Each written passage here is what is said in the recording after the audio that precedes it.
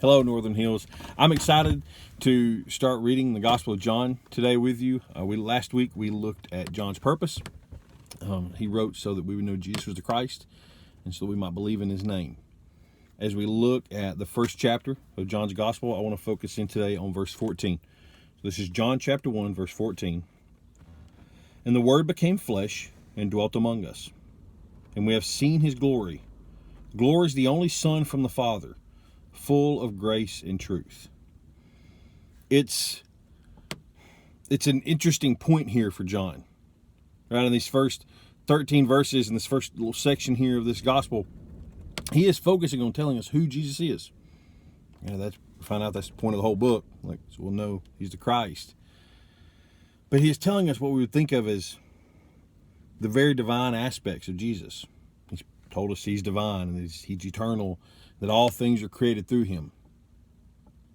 But when he hits verse 14, describes this word he's been describing. This person that's been described as eternal and the creator of everything. That word became flesh. And not only became flesh, dwelt among them.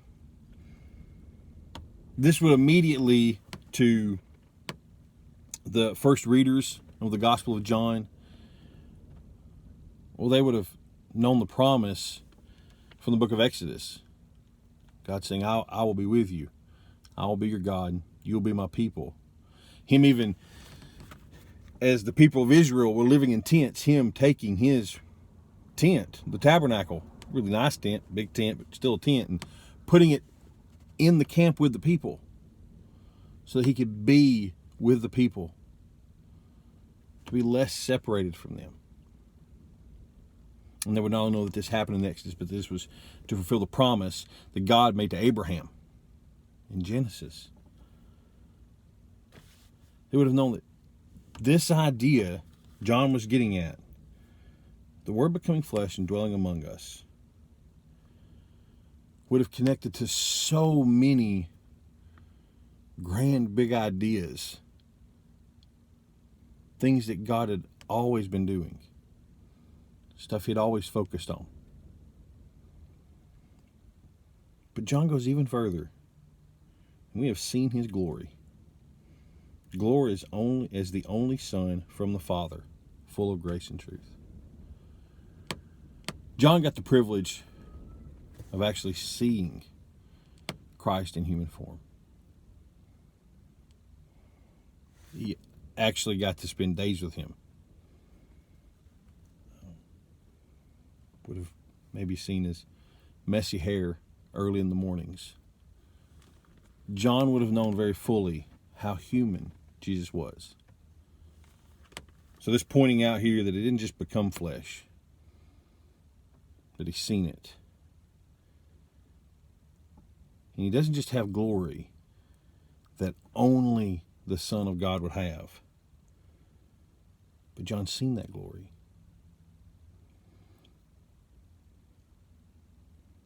The other image we have of someone seeing the glory of God would be Moses asked to see God.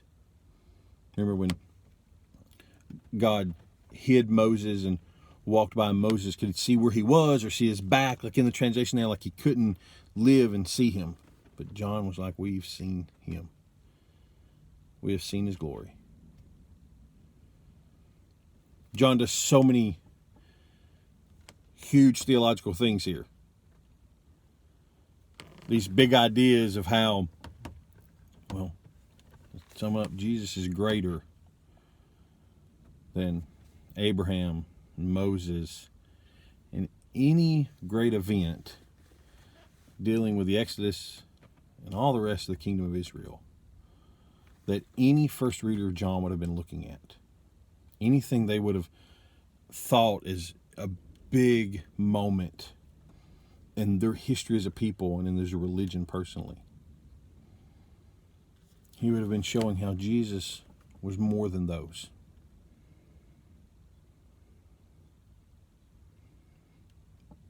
But not just that he's greater, but also that he's nearer. Right? They would have known of these these stories from Genesis and Exodus and all the history of Israel they would have known from childhood. But he is bringing up that Jesus not only came to us, but we've seen him. He takes this grand, big, divine side of Jesus and connects it very intimately and quickly with his human side. I can't help but read it and personally look at how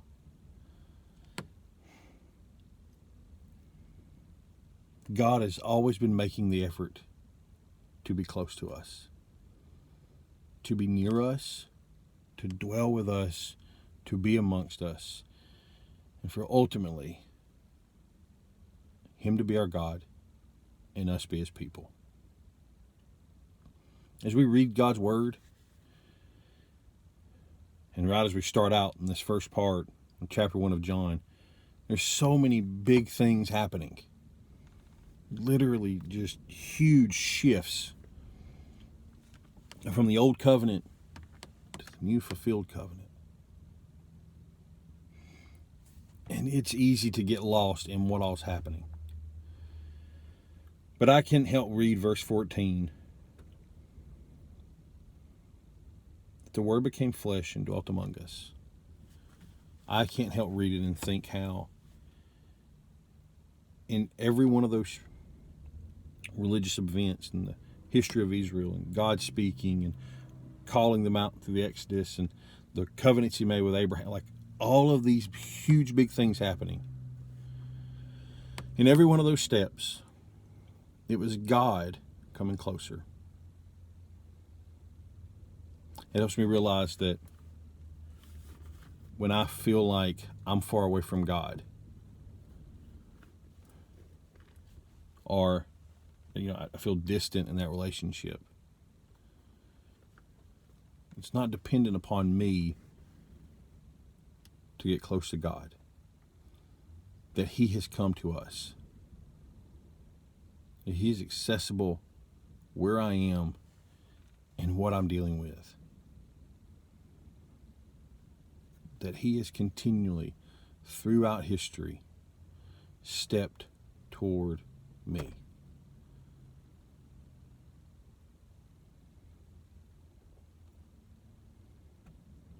Reminds me that this relationship is less about me striving to do the right thing and more about me trusting in who he is and enjoying the glory that only he has.